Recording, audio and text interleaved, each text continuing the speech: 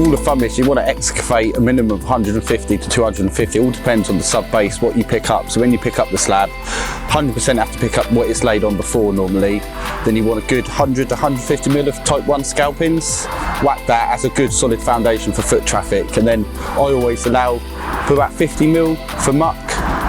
From 30 mil to 50 mil of muck, which is sand and cement mix. And obviously you would always say a full bed of full bed, 100% full bed. I mean, dot and dabs, a thing of the past really. It's not currently what people would suggest today. I definitely don't. Full bed means 100% the slabs laid on, all muck underneath, and when you come to point, you're not wasting loads of point and mix, whereas dot and dabs, it's each corner, then in between there's nothing. So yeah, full bed always.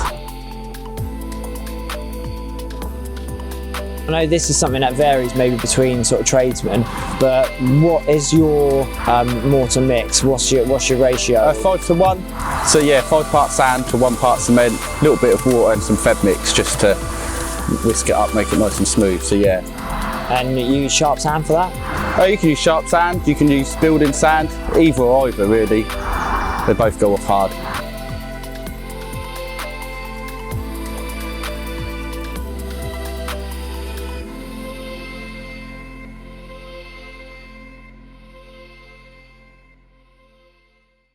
A lot of customers come to us that have always had maybe square tiles before as a patio, or like rectangular tiles, all one size. Okay. Yeah.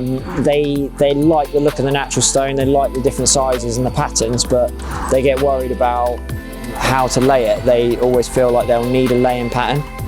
What's your view on laying patterns, and how do you generally lay natural stone like this? Okay, well, myself never once used a pattern. I mean, there's 4 different sizes. As long as you avoid 4 corners, cross joints, so as long as all 4 corners touch, you can pretty much pick up a slab, and the previous slab will tell you what the next slab can be and what it can't be. And as long as you avoid 4 corners and any really long lines more than a couple of meters, that's another thing that I'm quite hot on. I mean, you don't want long lines, you want it all, like I say, just a random pattern. And it is just, I mean, just be conscious that you're not laying the same slab again and again and again. It is, okay, let's break it up. Is there so many of this next in a clustered together? But I mean, normally, years of practice, you won't need a plan. You can just put a slab down and feed off that.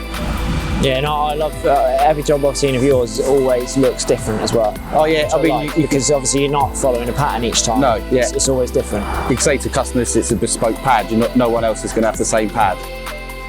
As you're trying to avoid 4 corners, are you saying that generally, yeah, you'll start to get a straight line appear, which would just run? Yeah, so it might run across 1 or 2 slabs, maybe 3 slabs, and then you want to break it. So always look for a line should run to a T. In this company, I tell the lads, all T joints, no cross joints. So yeah, just be conscious that the lines aren't getting more than 4 or 5 slabs long, and then just think, well, what can I break it with? Talk us through your ideas behind pointing, what your mix was like. Okay, so I always try and go for the traditional method, sand and cement, over the new stuff that's all weather, brushing stuff, the chemical.